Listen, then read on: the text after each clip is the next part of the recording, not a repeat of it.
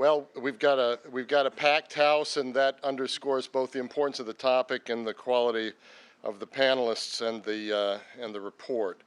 So, good afternoon and welcome. I'm Fred Kemp, President and CEO of the Atlantic Council, and thank you for joining us for this conversation on America's approach to Middle East security, with a particular emphasis on the intersection of the nuclear agreement with Iran and the region's general security situation. We thought we would be here all to either celebrate a deal getting done or discuss why it didn't get done and celebrate or bemoan that. I think we can safely say that's not going to happen today and probably not in the next couple of days, but we can talk about that as well.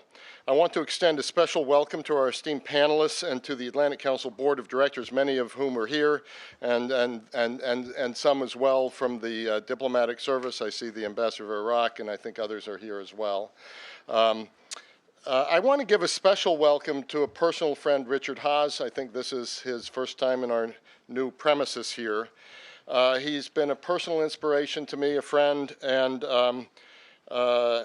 during my transition here from the Wall Street Journal was incredibly helpful with his advice, and I really want to thank him publicly for that. We couldn't have picked a more timely date for the conversation. As I was talking about Iran, last week negotiators from the P5+1 countries and Iran extended the deadline for a final nuclear agreement from June 30th to today. Diplomats have been working toward this deadline for months. It appears that talks with Iran over a nuclear agreement will extend past tonight's deadline and into the next few days as diplomats try to hammer out a deal. But we'll hear more from the experts on that. Both sides appear determined to successfully finalize the agreement, but there are several sticking points that stand in the way. Our conversation comes after the Camp David summit in May, at which President Obama sought to reassure Gulf leaders of the United States' commitment to containing destabilizing aftershocks of an Iran deal. Yet the upbeat joint statement that resulted could not, as the New York Times editorial board pointed out, quote, conceal sharp and persistent differences over the deal. In that context, a frank conversation about the United States' approach to Middle East security is not only relevant but urgent. The discussion complements a report that we're launching today. It's online. We don't have a hard copy here today, but it's already online at atlanticcouncil.org. And we're launching today by Brent Scowcroft Center Senior Fellow Bilal Saab, titled The New Containment, Changing America's Approach to Middle East Security, in which Bilal argues the U.S. should take on a new role in the region by seeking to contain the most pressing security challenges to local stakeholders. In a moment, I'll invite Bilal to the stage to tell us a little bit more about his report and then set up the panel conversation. We've been working to address strategic issues confronting the Middle East on multiple fronts. Our Middle East Peace and Security Initiative, housed in our Scowcroft Center on International Relations, brings together thought leaders and experts to design innovative strategies for tackling present and future challenges. And I underscore the word strategies because General Scowcroft, as we launched the center, felt that what was lacking it was a U.S. strategy not only for the Middle East and the world, and that we had become a little bit too much all tactics and not sufficient strategy. So we're hoping to do our small part in addressing that. Most recently, the Scowcroft Center on this set of topics hosted the UAE Ambassador Yusuf Al-Attaiba, former Assistant Secretary for Defense and International Security Derek Chalet, Associate Editor and Senior National Security Correspondent for the Washington Post, Karen DeYoung, and Stimson Center President Ellen Lapson and Brookings Martin Indyk for a really rich discussion on U.S. reassurance and President Obama's summit with Gulf leaders, and this will build off of that. We also recently launched our Middle East Strategy Task Force within our Rafi Hariri Center for the Middle East, in cooperation with the Scowcroft Center, and that's led now by bipartisan co-chairs, Secretary Madeleine Albright and Steve Hadley, to examine the underlying issues that drive extremist violence and threaten regional and global interests. And then as with all things we tackle here at the Atlantic Council, we try to bring together a transatlantic community of U.S. and Europeans around this set of issues. Before I hand over to Bilal to get us started, let me briefly introduce our panelists. I've already introduced Richard Haas, President of the Council on Foreign Relations, longtime writer and commentator on Middle Eastern affairs, one of the top strategic thinkers in America today, who's been warning about the danger of a 30 years war in the Middle East. Barry Posen, Professor of Political Science and Director of the Security Studies Program at MIT, who's written extensively on the issues of U.S. grand strategy, international security, and America's engagement in the Middle East. And of course, the moderator for today's discussion is Barbara Starr. I think she's well known to all of you in the audience, Pentagon correspondent at CNN, and one of the most respected journalists here and on this set of issues. Barbara has traveled to Iraq, Afghanistan on multiple occasions and reported regionally from the Persian Gulf and Beirut. She brings more than 3 decades of experience in print and broadcast media, covering topics ranging from energy to security. So Barbara, thanks very much for joining us today. So the event is on the record. Encourage everyone to follow the conversation on Twitter by tweeting at AC Scowcroft with hashtag AC Mideast. So with that, let me pass to you, Bilal.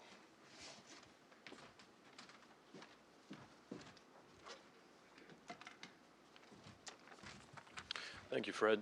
Barbara, Richard, Barry, thank you so much for being here. I know you came from out of town. I also want to thank the editorial and communications team of the Council for helping me release this report, and special credit to Alex Ward for coming up with a clever title. Owen, thank you for the research assistance. Deal or no deal with Iran, the fact of the matter is the Middle East is burning. The United States and its allies have engaged in tireless diplomacy with Iran over the past few years to produce a tentative agreement that would limit Iran's nuclear program for the next 15 years or so. But I say in the report that the hard work does not stop here. As a matter of fact, it may have just begun. As strategically significant as an Iran nuclear deal is, it's only one piece of the Middle East security puzzle.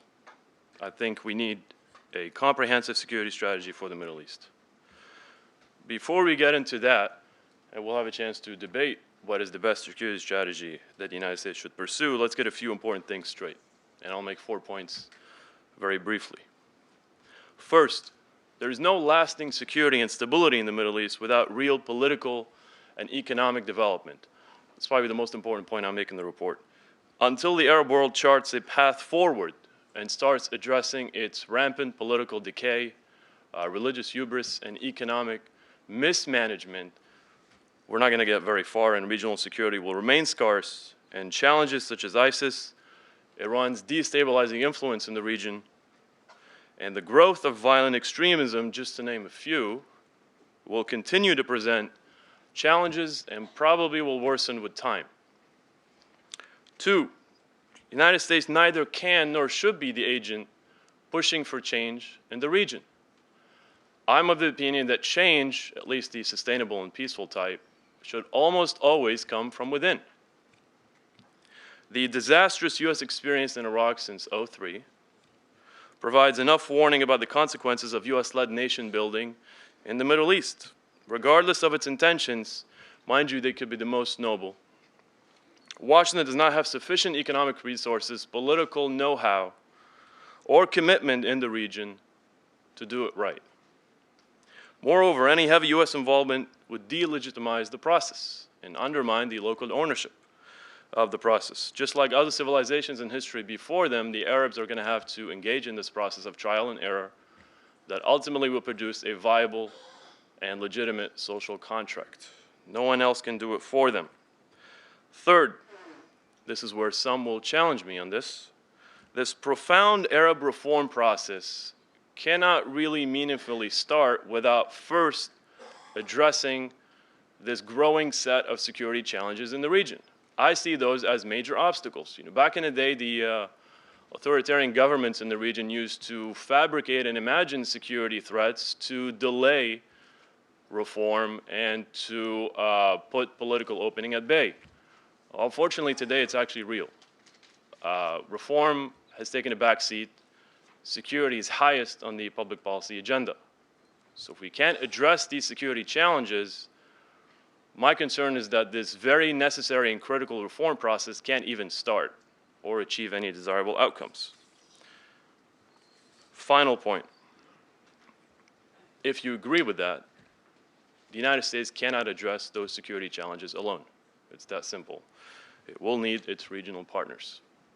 So, these are the 4 points that constitute the backbone of the report, and they heavily inform the security strategy that I'm proposing today for the United States and the Middle East. If you agree with those 4 points, then you probably agree with some of what I'm about to say.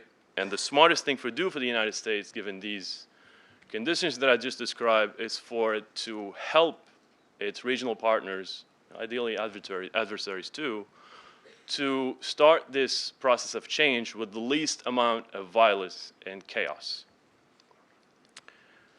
The ultimate goal is to help create a reasonably secure political space in the region in which America's regional partners can, again, undergo this process of change. Sounds like the surge strategy, but probably on a bigger scale. All right, so the million-dollar question becomes, what is the best strategy to do that? You can stay the course, which is pretty much the Obama administration's CT-focused, counterterrorism-focused strategy, and we'll have a chance to debate the pros and cons of that. But I think the results speak for themselves, and I argue in the report that this is probably not the best approach. It is too minimalist and vastly non-interventionist.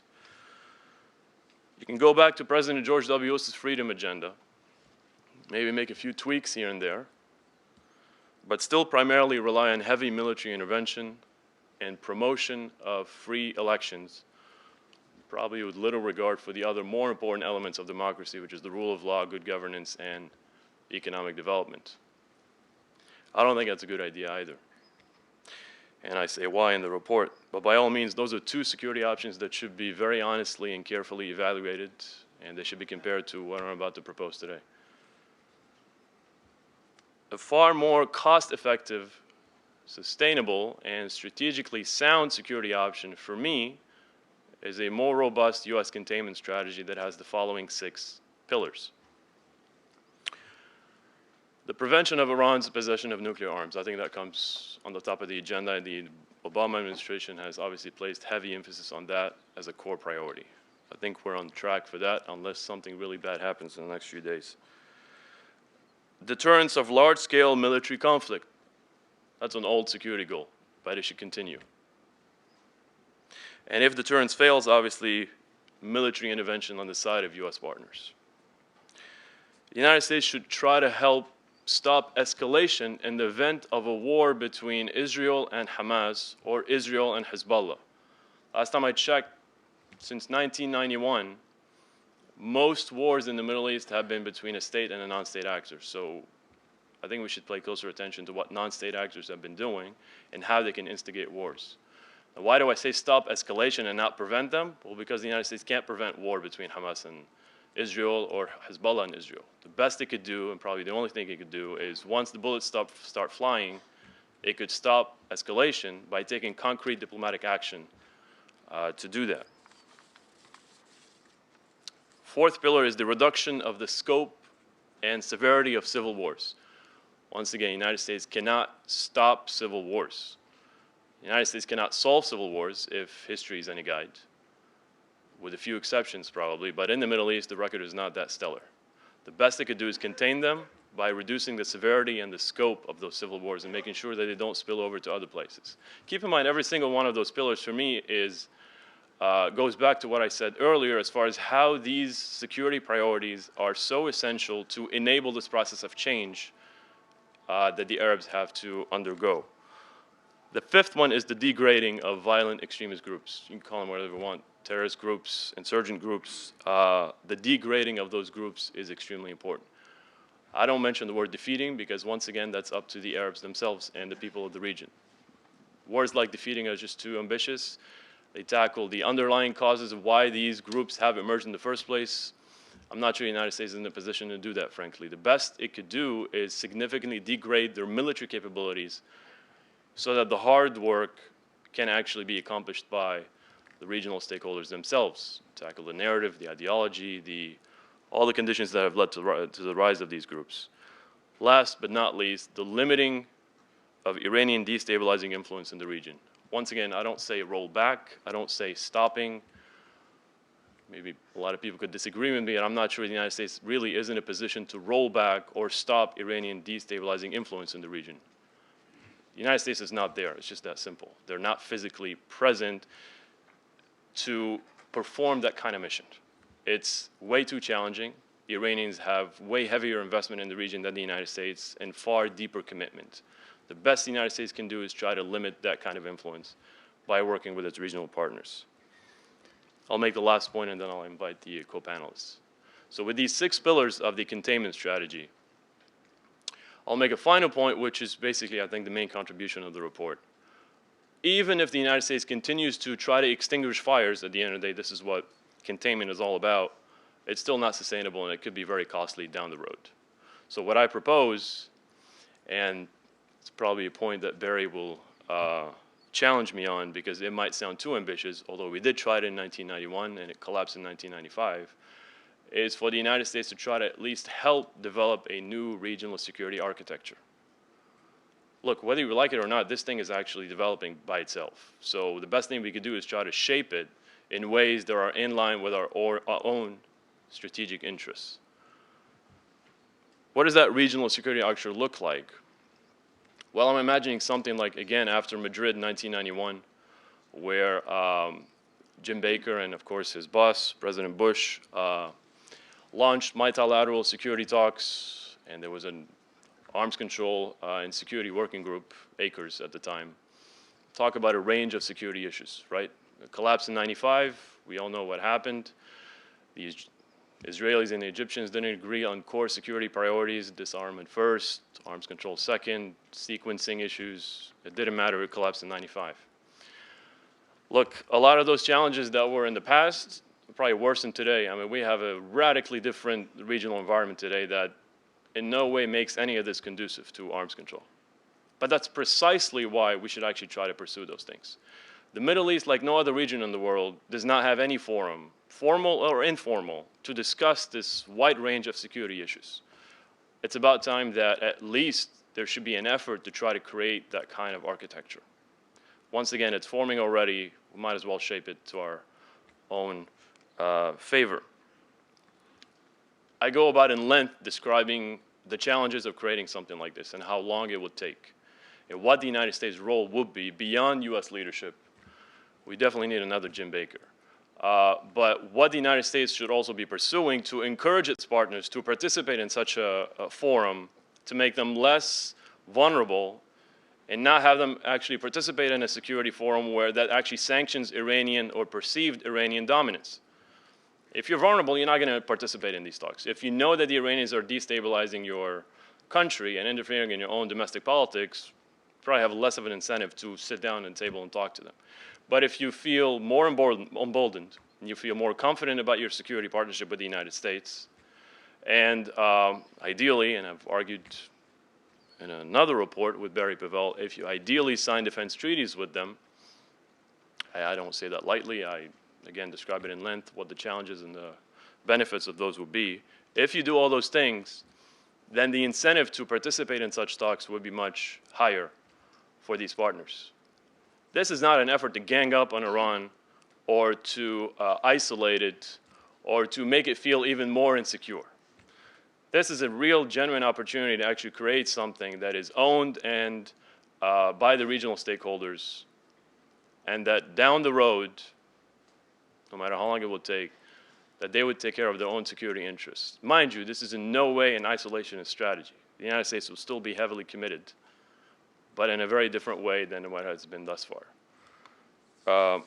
With that, let me invite my co-panelists, and I'm sure we'll have a lot of time discussing these 3 strategies. Thank you very much.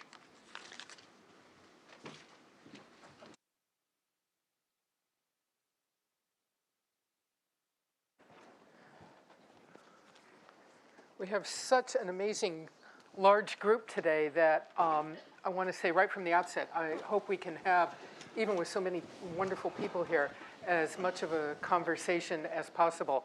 So we'll follow the format of a few questions, but I want to get to, and I think everyone here on the stage wants to get as quickly as possible to what's on everybody's mind here and move to that phase.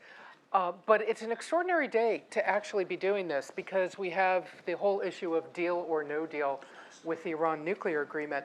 But we've also had the Secretary of Defense and the Chairman of the Joint Chiefs since 9:30 this morning, about 3 hours now, sitting in front of Senator John McCain at the Senate Armed Services Committee, answering his questions about the Middle East, ISIS, how U.S. strategy is going.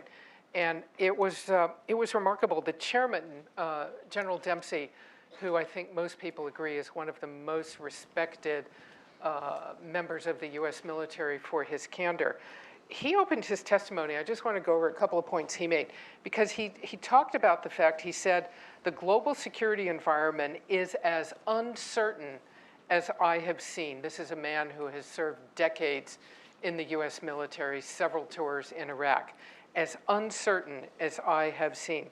He went on to say within the Middle East, he saw three converging sets of complexity. First, governments are struggling for political legitimacy because they are not sufficiently pluralistic or not sufficiently accountable to their citizens.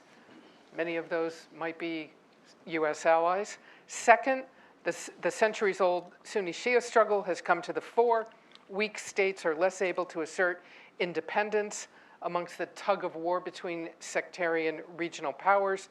And third, of course, the competition between moderate and radical elements of Islam, ISIL, and others are filling that space. So in a way, I think General Dempsey sets a stage here. We might be talking about Iran, deal or no deal. We might be talking about the Middle East. We might be talking about the Islamic State. But in fact, we're probably here today talking about all elements of this. You can't really parse it out these days. So let's start, at least as a starting point, with Iran, with Vienna, and talk about, if we can, I want everybody to, on the panel here to weigh in, deal or no deal, what is the impact in each case for the region, but for U.S. strategy in the Middle East, for the fight with ISIS, for a future Iranian relationship. So Richard, let me start at your end. Deal or no deal? What are the implications? Well, first of all, even if there is a deal, it's a narrow, compartmentalized deal. You may say it's ambitious in the nuclear area, but it's essentially only in the nuclear area. Doesn't deal with delivery vehicles, doesn't deal with the outreach of Iranian foreign policy. It basically doesn't deal with imperial Iran. It deals with the nuclear Iran. So even if one, quote unquote, succeeds, one has to keep that in mind. Plus, in some ways, I actually think it fuels what Iran does in the region because of the resource transfer. So my guess is it's an enabling mechanism for what Iran would try to do in the region. Because of the lifting of sanctions, they have more money. For three reasons. Lifting of sanctions, more resources. Second of all, the status that it confers upon Iran. And three, the large nuclear capacity that Iran keeps. So my own view is it probably exacerbates rather than in any way reduces the imperial dimension or challenge posed by Iran. And even in the nuclear area, my own view is that for 10 or 15 years, it helps manage the Iranian program. But after that, I think it actually, in some ways, creates more problems.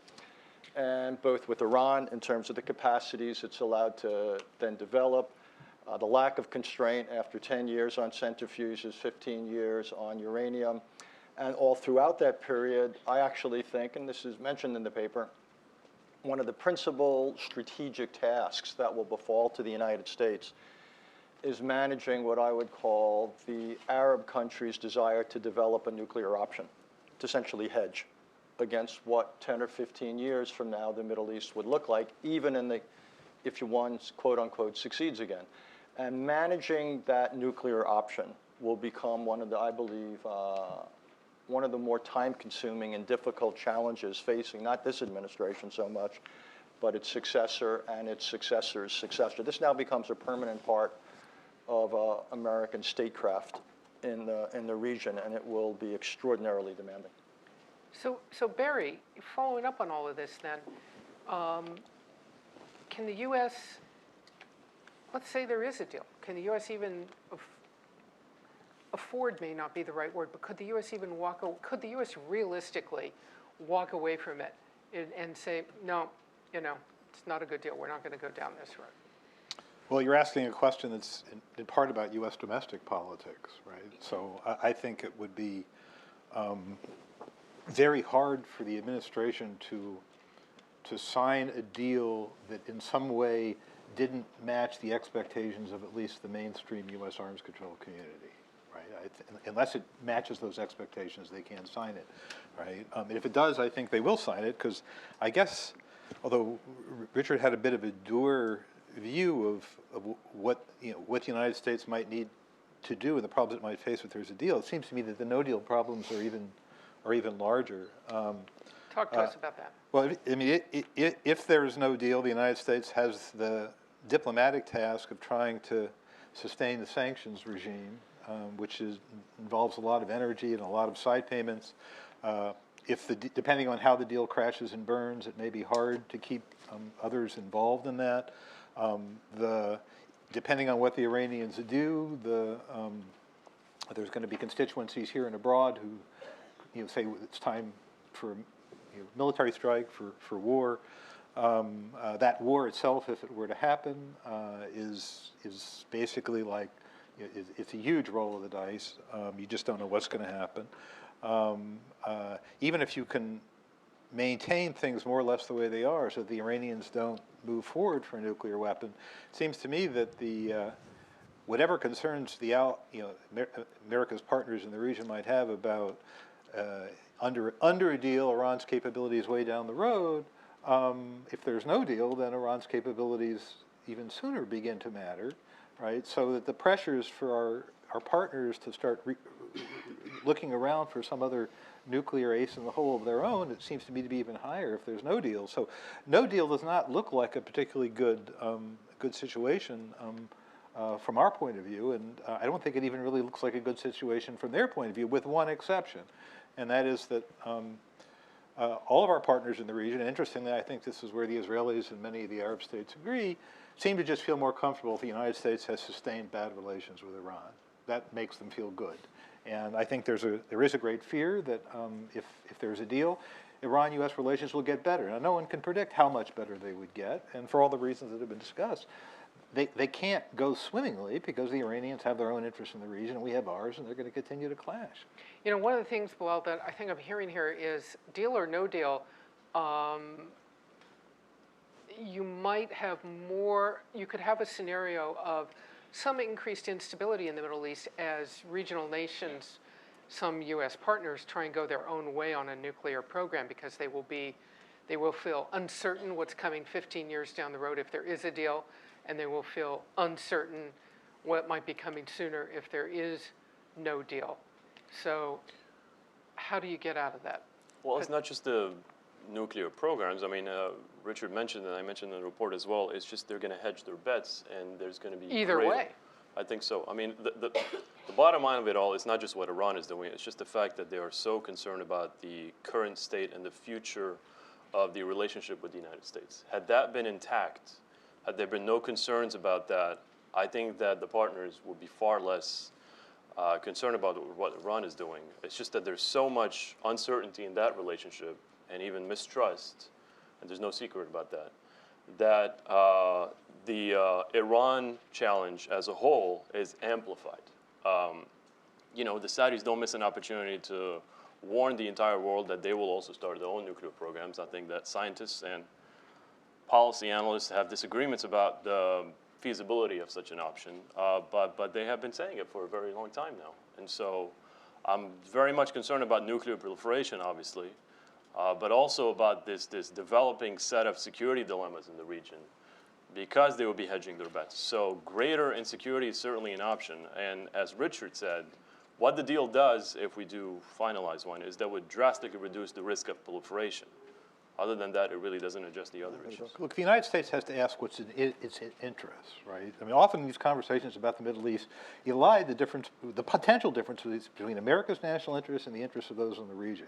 It seems to me that the American national interest in having a deal is pretty high, right? And it may be that those in the region have cross-cutting interests, but the Americans have to consider their own, right? Now, the fact is that, as I said, I think the regional actors are happier if the United States is simply in a sustained, across-the-board competition with Iran. It just happens to not be in our interest, right? So the Americans have to choose. Can I just say 2 points on that? Yeah. One is obviously the desirability of a deal depends upon some of the details, which we don't yet know. That's true. But second of all, no one in this room or beyond should think that a deal in any way resolves the problem. This is not a problem to be resolved. This is a condition to be managed, with or without a diplomatic outcome this week, next month, next year. You're going to have elements of an Iranian nuclear program that are going to remain intact. You're going to have longer-term options for the Iranian nuclear program after 10 or 15 years if the deal is consummated. You're going to have nuclear activities in the region, in some cases carried out by governments whose stability, shall we say, is uncertain. So you're saying whether you have it or not, if I'm right, and the Middle East is facing something like a 30 years war, a period of prolonged multi-decade stability, with or without an Iranian nuclear agreement, that larger overlay is going to remain the case. So this does not solve the Iranian nuclear problem. It does not solve the questions of regional stability. It's a fair question to ask which way are you worse off or which way are you better off if you want to be an optimist. And we can discuss that, though again, I think it depends upon certain aspects of the agreement, how well we manage the reactions of locals, and what actual impact it has on Iranian foreign policy. So the unknowns are considerable here. But the one thing I think it's safe to assume is with or without a deal, we continue to have a nuclear challenge and an Iranian challenge. Hello? Just a very quick disagreement with Barry. I think it's not in the interest of those partners and pretty much anybody in the region to be continuously engaged in perpetual conflict with the Iranians in competition. I don't think that's a fair assessment. A lot of those countries rely on investments that require peace and stability. There's nothing unusual about what these countries desire, just like any other country. The devil's in the details for sure as far as the Iran nuclear deal, but also I think the onus is also on the partners to define what a good deal is, short of completely removing the capabilities of Iran to enrich uranium. That's not realistic anymore. That, whether we like it or not, they'll still have that capability. So it's up to them to define what is a good deal. For now, it's a little bit unclear, frankly. Well, I'm sorry. Go ahead, please. I actually think we're beyond that point, because this is, I think, I'll just speak for myself. This is not the deal, if the sort of deal that has been talked about actually is consummated, that I would have advocated being negotiated, but it is the only deal that might exist. So it's a different debate already. I would not have advocated getting to this point. We're at this point, and then I think Barry made the correct judgment, which is if it does unravel, a lot depends upon who is perceived to be the cause of the unraveling. You're in a very different situation with sanctions maintenance if the unraveling is seen to be a made in America problem, as opposed to the Iranians keep moving the goalposts and say, well, we want to have arms sales now. If that's the situation, then it actually isn't that hard to maintain most of the sanctions, if the Iranians are perceived widely, particularly by the Europeans, to be at fault. If, however, we're the ones who are perceived to be responsible, then I think it does exacerbate the sanctions maintenance challenge. Not to take it too global, but I keep wondering if you can, and I understand the U.S. is having and the allies are having a fairly narrow set of discussions with the Iranians on this nuclear issue. But Iran's broader agenda, its involvement with backing the Houthis, backing certain Shia elements in Iran, working in Afghanistan, Hamas, Hezbollah, all of their regional desires. Just wondering if that doesn't need to have a little more attention as this deal goes forward, because of what you were saying, Richard. If it happens, Iran gets more resources, it has more ability to engage in this broad set of activities. Now it wants the conventional arms embargo lifted. It puts it right back into the both open and continuing illicit arms trade. Has the U.S. paid enough attention to this problem and the Islamic State also being out there, which certainly has some impact on this broader issue that we come back to with Bilal of a Middle East security architecture? Well, there's a growing chorus in the U.S. government basically discussing all these issues, and specifically Iran's influence in the region. Former director of the CIA, the current director of the CIA, the current Secretary of Defense, a bunch of congressmen, every single one of them describing this influence of Iran that is making all those security challenges far worse. Now, the bad news is that this administration has not really committed to actually addressing this challenge. It's not that it's not a U.S. concern, it is, but for reasons that I just don't understand, I have yet to see real commitment to actually addressing Iran's influence. This might have been a topic of conversation in Vienna, but I suspect that it wasn't. Likely not. Richard? My guess is, Barry? my guess is, I'm gonna sort of do what I do here, which is I don't think the Iranian regional challenge amounts to much. If you look at the places that people worry about and you go down the list, most of the places where Iran has had a chance to exercise any influence at all are places that were deeply riven internally by problems that were not of the Iranians' creation. And some of the places where people are the most upset are places where the Iranians are actually backing sides that actually appear not to be doing so well. So the relationship with Assad goes back many, many years. The relationship is stronger, but that's because Assad is weaker. The relationship with Hezbollah goes back many, many years. There's nothing really new about this. And I don't think you can argue that Hezbollah per se is getting a lot stronger. Certainly they're learning new tricks by being involved in the Syrian war, but they're also taking fairly serious casualties.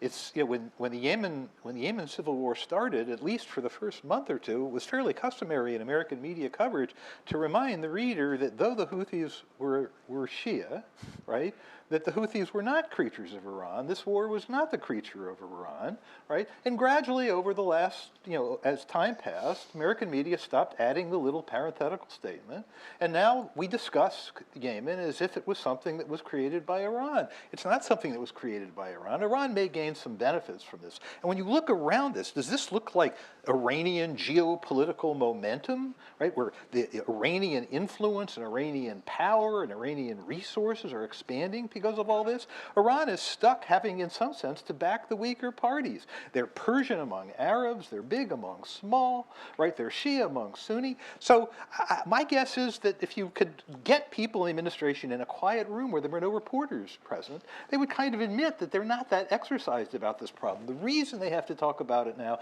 is because allies in the region have made such a big deal about it and are trying to use it as a way to kill this arms control agreement. So I just don't think it's that big a deal. Richard, do you think, let by me- the way, if there's that meeting, we'll be By the way, putting I'm Richard Straight Man here, so he gave me $50. I'll say two things. We don't disagree 100%, only 90%. The one is on the regional security system. It seems to me it's at best wildly premature. In order to create security systems, you need two things. You need balances of power, and you need a shared concept of legitimacy. You have neither in the Middle East. You're not going to have either in the Middle East. I'm all in favor of make work for diplomats, but this is wildly premature. And one day, maybe we'll get to the point where it's on the agenda. We're not there now. We're not going to be there anytime soon. I actually think there are bigger problems than Iran in the region. I would say ISIS is among them. I'm more concerned about the threat that ISIS poses than the geopolitical threat posed by Iran. It's been pushed back in Bahrain. I think the Saudis overreacted in Yemen to the detriment of Saudi Arabia's own security. I think the Saudis have got to be very careful. I actually think they've overreached, and I think the potential for blowback in the kingdom itself is significant. And they had better, I think, focus their energies on the challenge that ISIS is going to pose to them directly rather than Iran indirectly. So I just think it's a strategic error. Let me stop you there. On the part of the Saudis. Before we go to questions from the audience, let's go down the line, starting with Bilal, on this very point of ISIS. Can should ISIS, when you listen to the administration, it sort of seems to be a separate issue. You have ISIS, again, ISIS, Middle East security, and the Iran nuclear deal. I come back to the point, can these really be thought of as three separate issues at this point?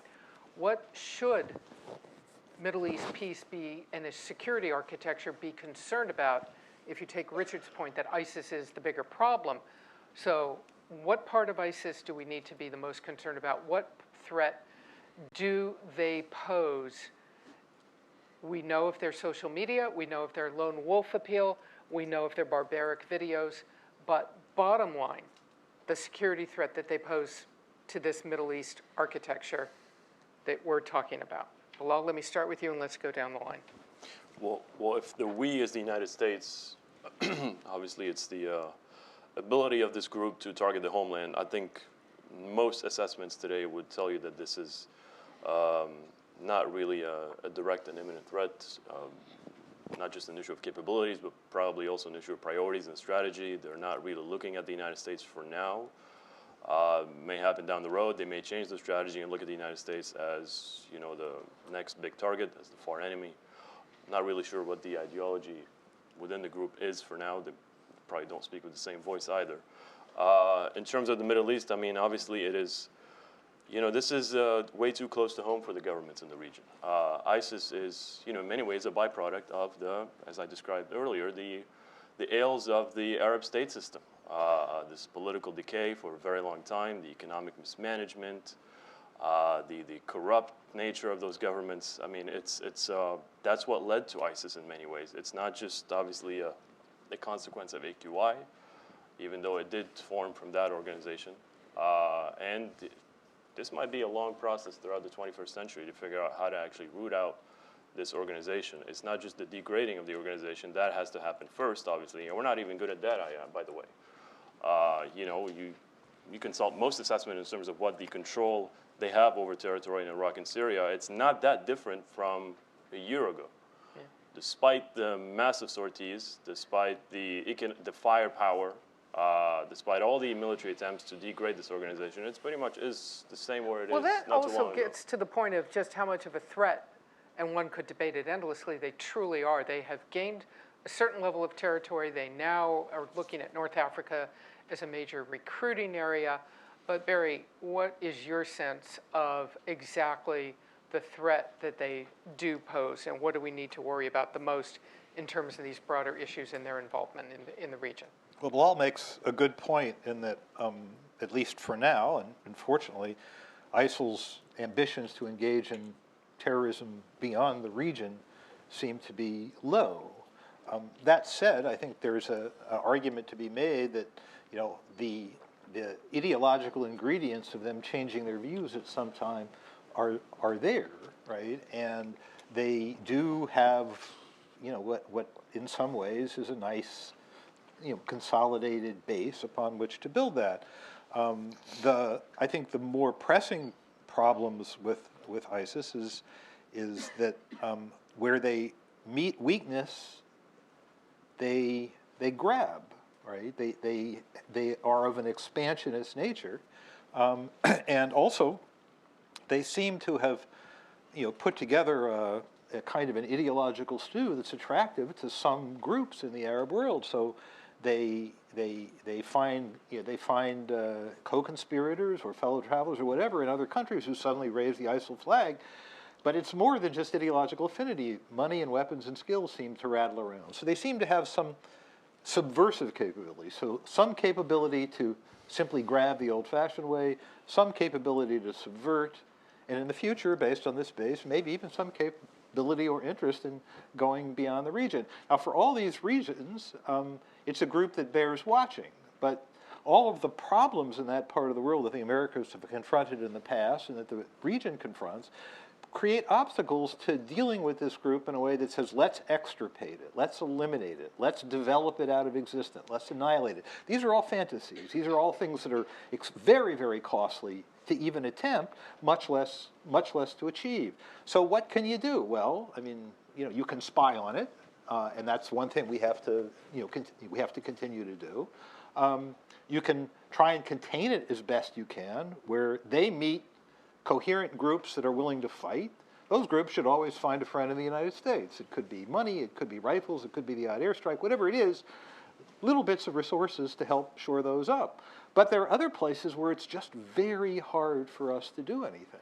And this is where the tension in Saudi Arabia's behavior becomes really, I'd say worrisome, right? Because of all the projects that the Saudis are working on today, the anti-ISIL project seems to get the least Saudi attention, at least from me looking at it from afar.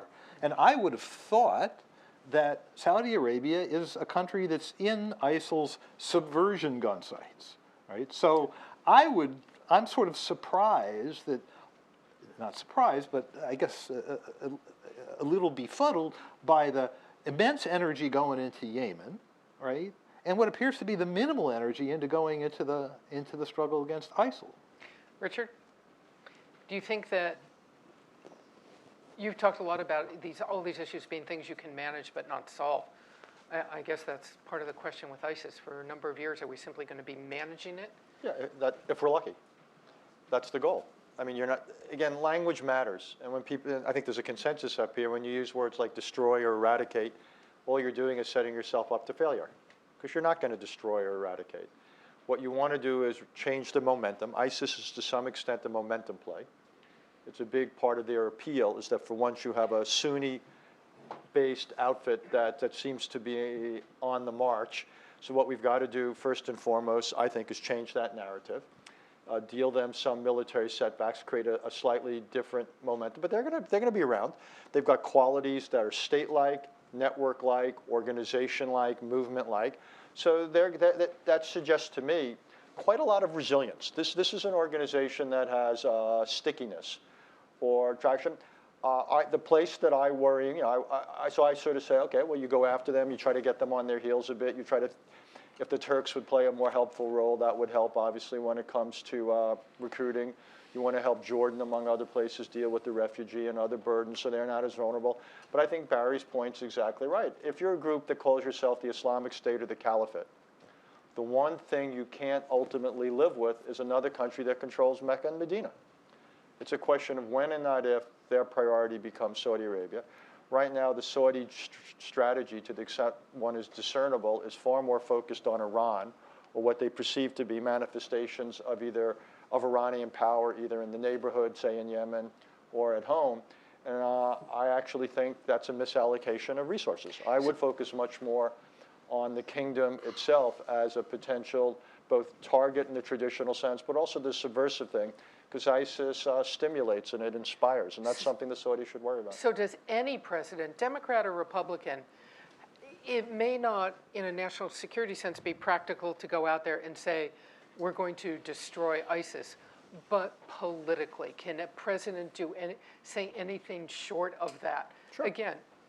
Well, you look, we're in an era in which non-state actors are part and parcel of international relations. Some of them are wonderfully benign. Nobody wants to eliminate the Gates Foundation, but there are non-state actors that are anything but benign, and groups like the Islamic State and Nusra and any other number of pirate outfits and gangs and the rest fall into that.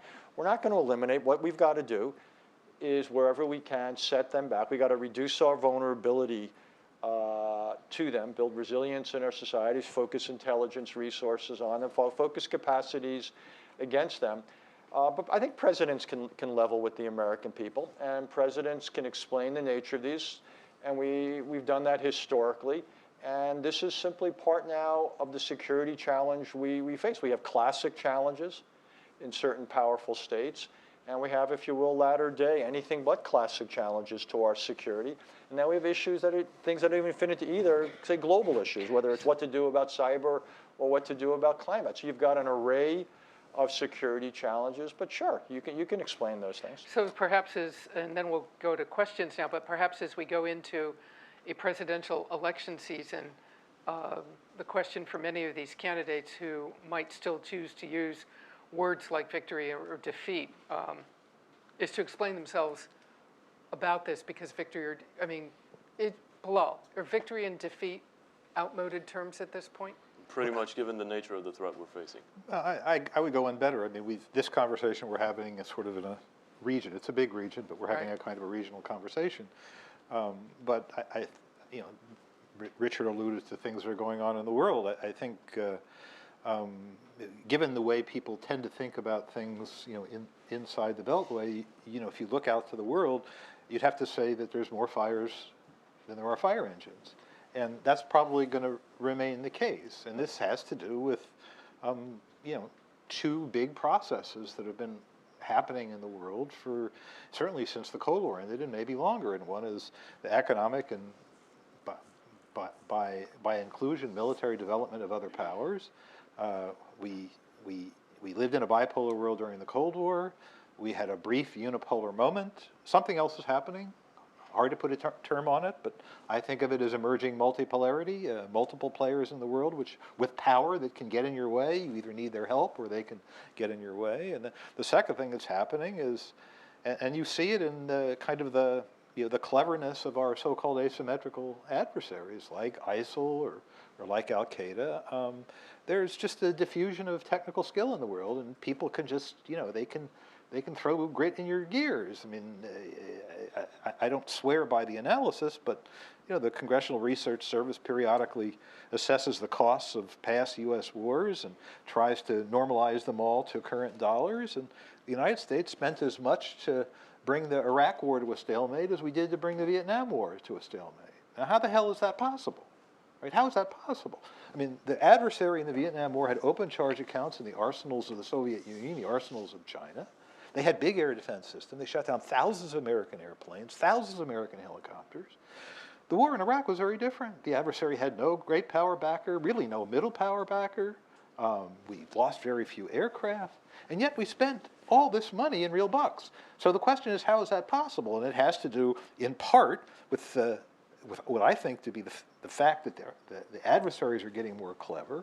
And second of all, I think if we look inside ourselves, I think you'll find that politicians believe that the interest of the American people in these projects is not that high. And therefore, vast sums of money are spent to avoid American casualties, which is a good thing. I have many friends in the American military. I'm glad they've avoided these casualties. But nevertheless, it means that the cost of prosecuting these kinds of wars is going to be very, very high. So given that world, which the National Intelligence Council calls the diffusion of power, given that world, right, the United States, the leaders of the United States just have to get used to saying things like, we'll contain, we'll deter, we'll surround. I mean, I think everybody right? in this room remembers when Secretary Gates left the Pentagon, some of his final words were about the follies of large land warfare in the future. I don't want to go too long, so I want to start hearing some questions. Barbara, And can I if- make a final point on Saudi? I if you was don't mind, just please? going to say, and if you're confused enough, be sure to read Bilal's paper because it provides a really interesting roadmap and signposts to framing some of your own thinking about all of these. So go online and read it, Bilal. Just a couple of points. One on Saudi, because I was a little bit uncomfortable with the notion that the Saudis are taking the ISIS threat very casually and they're mostly focused on Iran. That's true, but it's not true that they're not concerned about the ISIS threat. Why do I know that? Because I talked to Saudi officials. And the fact of the matter is 2004, 2006, one of the biggest counterterrorism campaigns the region has seen was launched by Riyadh against, at the time, Osama bin Laden and his people in the kingdom. They are very much concerned. Should they be allocating more resources? Probably, but they have undergone some internal changes to be better equipped to handle that challenge. So they're not looking at this very casually, and they're very Within the serious. kingdom. Okay. Final Right. point, if you don't mind. I'll be the first to agree with Richard that it's wildly premature to actually discuss a regional security system, even though I'm the one advocating for it, which is why I precisely go and land discussing what needs to be done to actually get there and what the United States ought to be doing. Balance of power is a very important concept and probably a precondition, I would agree with Richard, to get there. But balance of power is very hard to define in that region. So I would probably use strategic symmetry, which is why I very specifically say the United States should be solidifying its security partnerships with the Gulf states and Israel and the Egyptians in order for them to feel more confident to enter into such a forum, whether it's formal or informal. As I mentioned earlier, this thing is developing before our own eyes, whether we like it or not, so we might as well shape it to our own Let me just liking. push back in two ways. All just right, very and then I quickly. really want to 30 get to some seconds. questions. One is that Last word, you've got Richard. a problem with partners there. The idea that you're going to try to erect a long-term regional security system with a partner like Egypt, that assumes you're going to have a stable partner called Egypt. I hope you do. I wouldn't bet the farm on it. More important than balance of power is a consensus on what constitutes legitimacy. If you go back and read sort of Henry Kissinger's early writings about regional and global orders, you have to have some shared views about what are the rules, what is the outcome, what are the processes by which international, in this case regional politics, are conducted. I would simply say in the Middle East, you have virtually no consensus whatsoever on what are to be the rules of international relations in the region. There's no shared sense of principles, rules. So to start talking about institutions and arrangements, to me, puts the cart way, way, way in front of the horse. It just is not a useful, yet I don't find it a useful intellectual, much less diplomatic exercise. All right, let's get to some questions. Everybody be sure to tell us who you are so we know many of you, but probably not everyone in the room. Sir, may I begin with you? Lukman Pele, Iraqi ambassador. As somebody from the region and listening to you guys, I do get worried from what I hear today. Or I'm more from or the less, region too, by the way. I know, but you're reflecting the U.S. perspective on things. I'm looking at the region perspective, obviously. What I hear from you guys is more or less saying that we will carry on being in a reactionary mode. We do not contain the element of the peripherals of the region so that we can have a proactive issues. I take that on board. I think that's the right approach, more or less, specifically if the U.S. doesn't want to project its power as much as it used to do historically, or it has fears about its own soldiers and so on, as is that's taking place in Iraq, for example. What I'm not hearing a lot is you need a lot of dialogue. I think Richard talked about it lastly. You need a lot of internal dialogue in the region, and the U.S. to facilitate for that dialogue. I'm not talking about projection of power in a military sense. Talking about dialogue in the sense of finding commonalities in the region. Otherwise, you will be carrying on in a reactionary mode, and otherwise, let me give you a simple example. In Yemen, the tolerance of pain in the Houthis, if you miscalculate that, then unfortunately, you will not be able to contain that problem. And elsewhere in Iraq and elsewhere in other areas, we talked about in Hezbollah and others as well.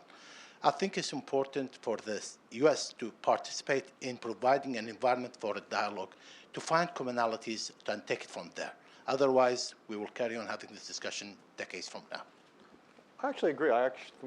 What I would avoid is a quote-unquote a regional dialogue, but I think we ought to have specific problem dialogues. I would think a Syria dialogue is something we've got to have, and we ought to invite the Iranians and the Russians to the table. They have influence there. Let's see.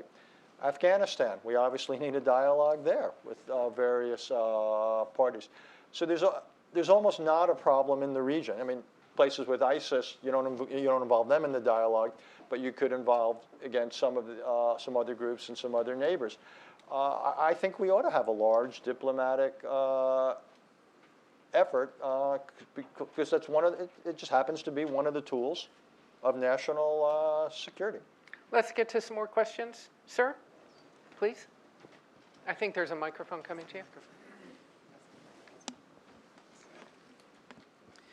I'm very happy to be here and hear you, Mr. Haas and Mr. Berry, you young person. I'm having trouble hearing you, though. Yeah. My name is Hassan. I was born in Tehran, the capital of Islamic Republic of Iran. I have 3 questions. Number 1, we talk about Middle East. I'd like to know which countries are considered to be part of the Middle East. That's number 1. Number 2 is when we say that if Iran continues on a path to learn about the atomic use of energy, then the other neighbors would like to do the same thing. And I'd like to know which neighbors are these that they're going to do that. Number 2. Number 3, there is a 15-year freeze is proposed for the program of the Iranian nuclear program. And I just want to know that if the freeze that has been proposed, is it like you just want to use an example, I'm sorry, to make it better. We had, after a few years, we had a Triple Crown winner. It's a horse that did all the races and won all the crowns.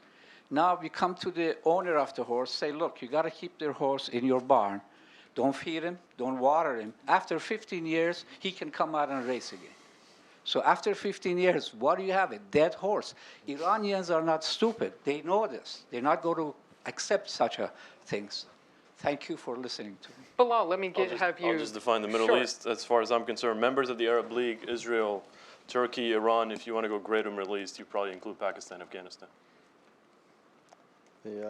On the last thing, there are different aspects of the draft agreement. Centrifuge limits would be on certain numbers and generations for a decade. Uranium, certain amounts of certain quality of enrichment for 15 years. Mining facilities for 25 years. But there's other things that can go on. During all that time, certain types of research and development can take place. After 10 years, it's not clear what, if any, centrifuge limits are still in place. After 15 years, it's not clear what, if any, uranium limits are in place. So that I'm not quite sure. Your horse in the barn metaphor lost me. But again, this But is a perhaps dynamic. worth thinking about. But it's a dynamic process. Even though there's certain plateaus that are set, it is not a total freeze on activity, and at various date lines, it's not a freeze on capacity. Barbara?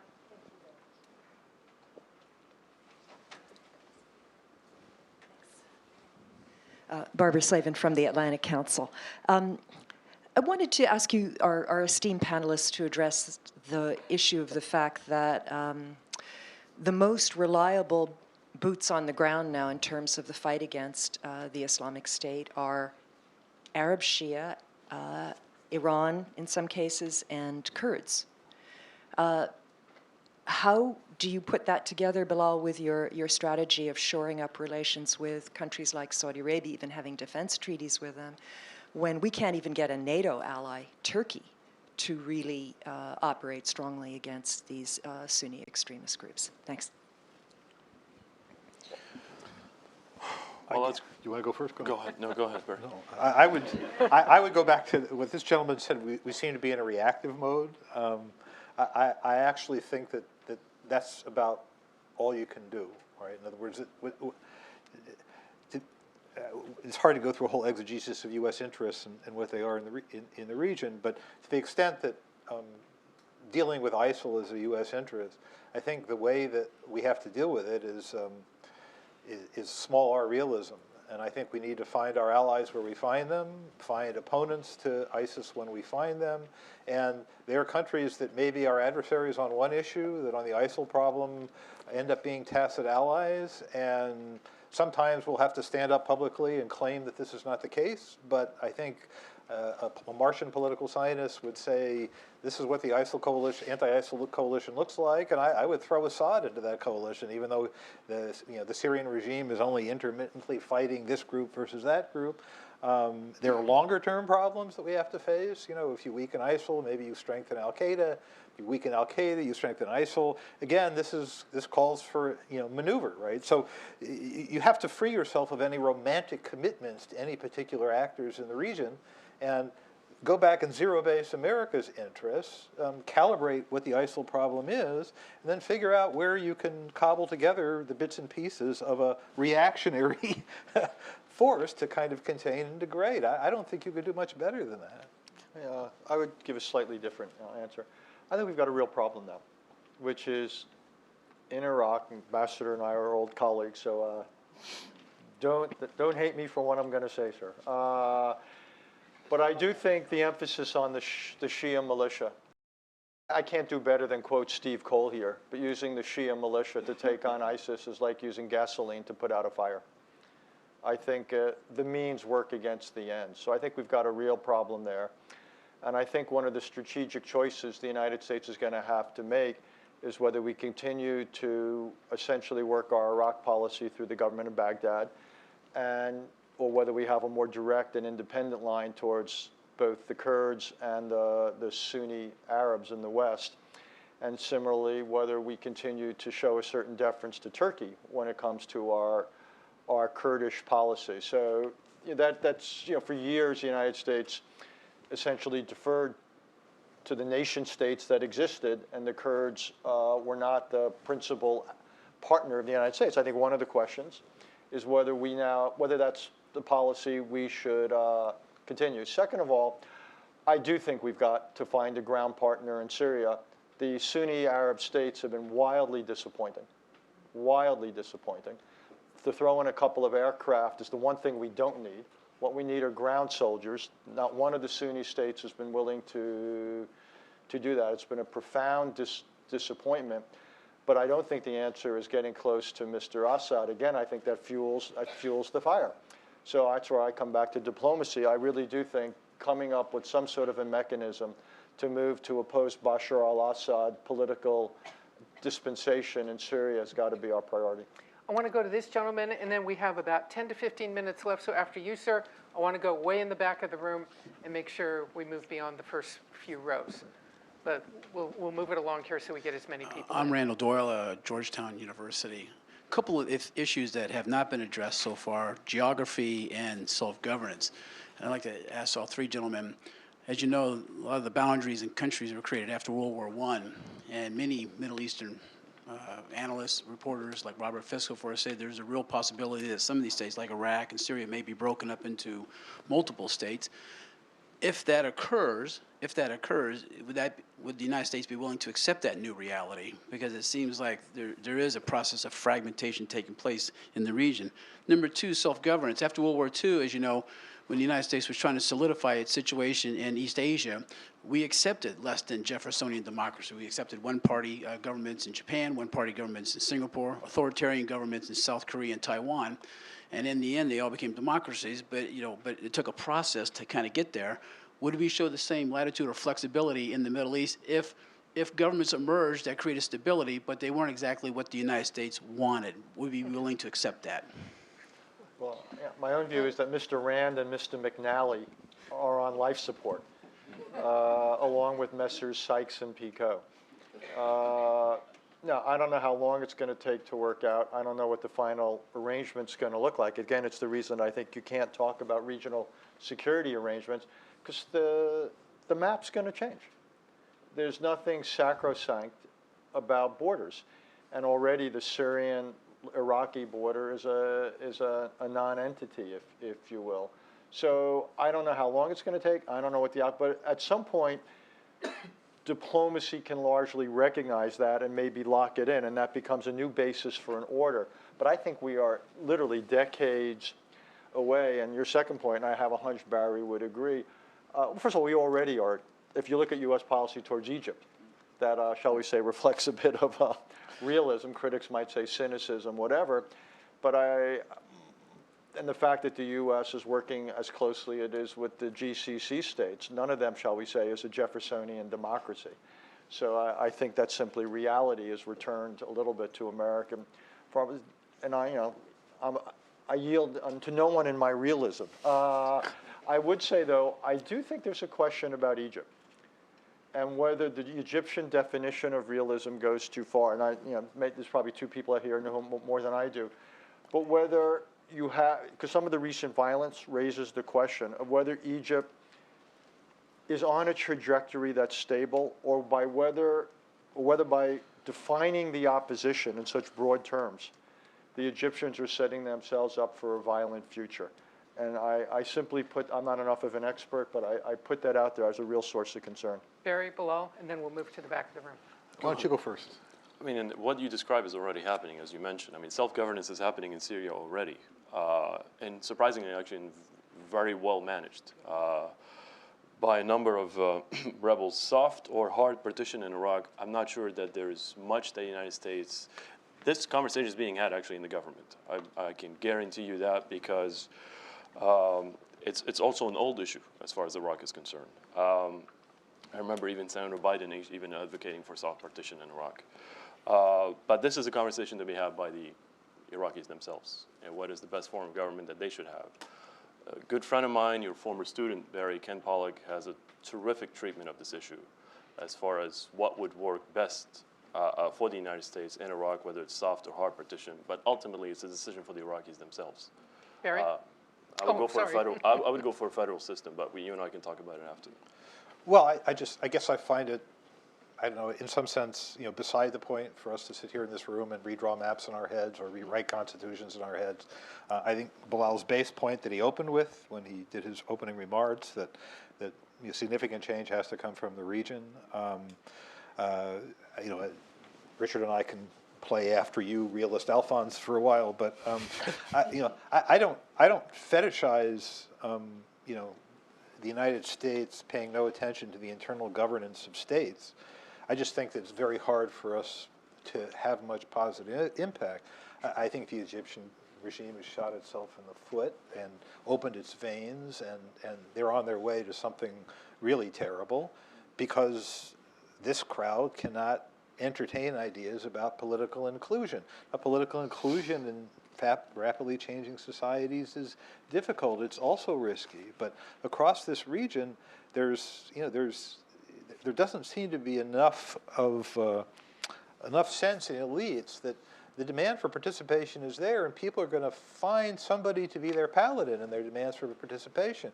And if that turns out to be the most extreme people in the region, such as ISIL or Al-Qaeda, then they may sign up with them, right? So the regimes, in their own interest, should be thinking about how they open up, right? Now, we can't tell them how to do it. We can't manage it. We have no blueprint. We don't understand it. All we can say is, at some point, we are not going to be sending you the parts for the tanks to go into your public squares and kill your people with, because it just looks bad for us. It just makes us look bad. Well, let's agree. We just don't want to look bad. Now, on to their people, right?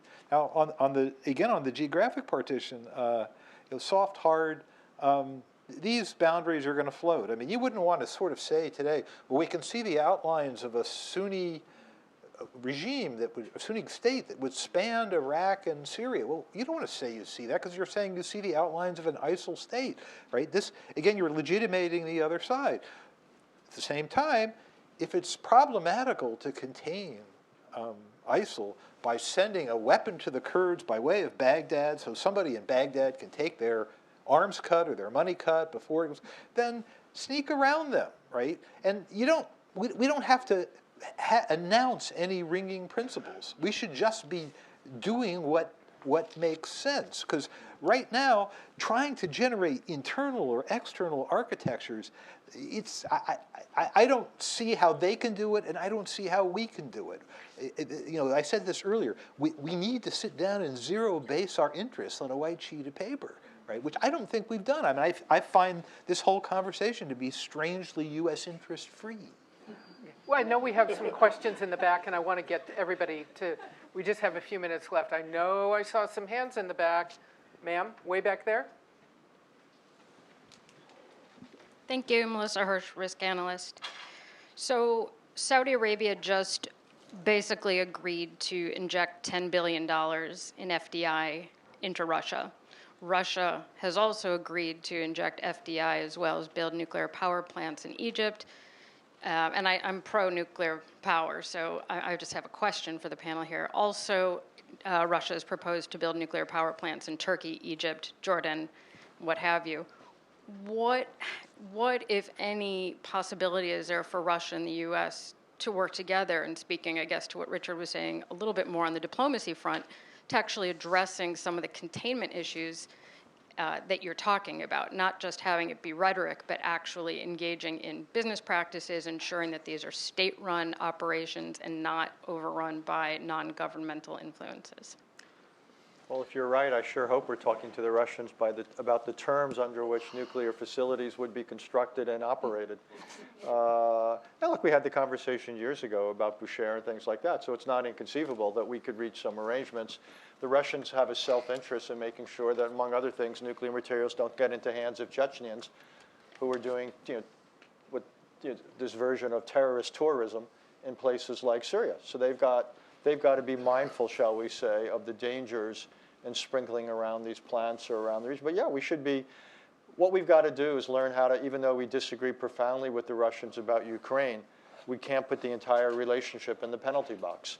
And we've got to be able to talk with and to the Russians about Afghanistan, about Syria, and about these other issues where, like it or not, they have a role to play, and it's in our interest to try to influence them in certain directions. Bilal? Yeah, I don't disagree with any of that, but I mean, we should have seen the fruits thus far of that conversation, the U.S.-Russian dialogue, whether it's Syria or anywhere else, but it hasn't really produced any desirable outcomes. I think the relationship between the two leaderships is so toxic because of Ukraine that it's really difficult, although I agree with Richard, it's not impossible, and it's stupid just to limit it to the Ukrainian issue, but it's going to be very difficult to discuss other matters given the Ukraine situation. Do we have a couple of last questions? Can I respond to Barry's question? I'm sorry? The idea that this is interest-free. I actually think there's some real U.S. interest in this conversation. One is the stability of Saudi Arabia. If Saudi, you know, it's the impact, the relationship of Saudi oil to the global economy is profound. I think second of all, I am worried about proliferation and the connection or nexus between proliferation and terrorism, both regionally and globally. The Iran issue obviously also brings into concerns not just relations with certain Arab states, but Israel. So I actually think the U.S. interests are considerable in this conversation. We haven't been explicit about it, but I actually think this is not an interest-free conversation or an interest-free part of the world. That's one of also the realities of globalization. We can't, you know, the Middle East is not some giant gated community that we can just ignore and think we're going to be fine in Fort Lauderdale. It doesn't work that way. General Kimmett, do you want to take the last question? Do we have a microphone, please? Right up here. I can talk loud. He can project. I've heard the general brief. The lady's coming to you right down the aisle here. First, I'm struck by the fact that we probably could have had this conversation 10 years ago. Richard said that we're having a 30-year war. We, in fact, are probably at the end of the first decade of that 30-year war. We talked about the long war 10 years ago when you and I were walking through the desert at that time. But what I wanted to ask was, I was struck by when we first had Bilal talk about the security architecture, and then Barbara's first comment was about General Dempsey's comments this morning. You talked about this being fundamentally a security issue, but General Dempsey was talking about it being primarily a political issue, that this was an issue of it wasn't an issue of regional architectures, it was a political issue, failed nations, failed states. And then we had Richard talking about dialogue, and the problem is I hear a lot about the security answers to all of this, or the security suggestions, which is what this conversation is all about today. But are we really listening enough to what Richard is saying about that this is fundamentally issues of failed states, and that ISIS and these types of movements are reactions to the failed states, that they are they're not the cause of the problems, but they are the effect of the problems. So fundamentally, my question is, as a national government, who should be taking the lead for what you're prescribing here? Should it be the Pentagon, or should it be the State Department? That's an excellent question. The intersection between security and politics is obviously very real. Just if you go back to Acres, 1991, 1995, the security talks were not limited to security. In many ways, they were related to the peace process, right?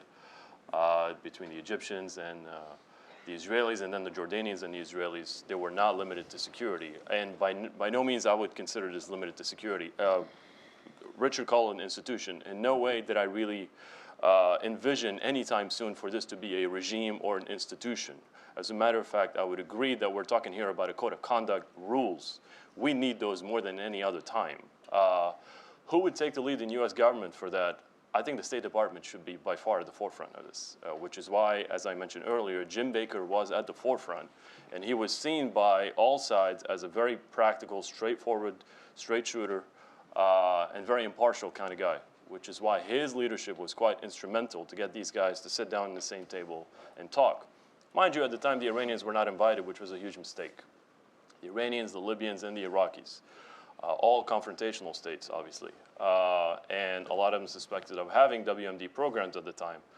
This mistake should not be repeated today. As a matter of fact, I would definitely recommend that the Iranians will be part of this conversation. But the State Department should be in the lead, the White House for sure, in terms of presidential leadership and guidance. And when there is any military assistance or any other technical assistance, as it was provided during Acres, then the Pentagon also should be part of the conversation. So we're coming to the end here, and I'll take reporter's prerogative, which I never get at the Pentagon, and just I'll offer a last thought. in this hearing this morning with Ash Carter, Secretary of Defense, and General Dempsey, while we've been sitting here, one of the things that Ash Carter has told the Senate Armed Services Committee, and it perhaps is just a telling statistic, where the U.S. goal has been to try and find so-called moderate Syrian rebels to train and equip to go back and fight ISIS inside Syria. Secretary Carter has told the committee this morning that in the first 3 months of this program, which is aimed at training up to 5,000 Syrian rebels per year, that being the goal, that in the first 3 months, they have managed to be able to train 60. That is what they have been able to do so far. A variety of reasons, 60 moderates. a variety of circumstances. We're impressed. They found 60? We're impressed. They are working to vet and get more through the program, but I think it's just sort of a minor statistic. Make of it what you will, but telling perhaps of the challenges that we've been discussing. I want to take a moment and thank everybody. It's been absolutely terrific. Thank you. And to thank our panel. And regrettably, we leave this lovely air conditioning to go back outside.